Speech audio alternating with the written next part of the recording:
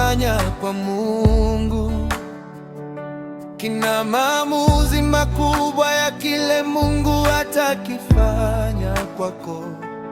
Kile unachokifanya kwa Mungu kina maamuzi makubwa ya kile Mungu atakifanya kwako. Ukimshukuru Mungu kila siku, ni kumwambia nibariki kila siku. Ukimwomba Mungu ni kusema nisikilize kila siku, naye ni mwaminifu kwa kiwango kile kile utalipwa. Ukishukuru Mungu kila siku, ni kumwambia nibariki kila siku.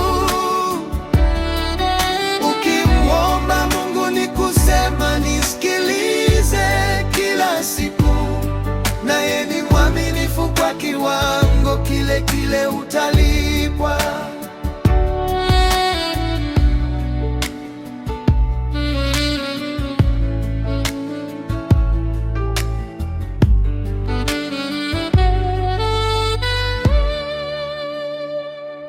Kile unachokifanya kwa Mungu kina maamuzi makubwa ya kile Mungu atakifanya kwako.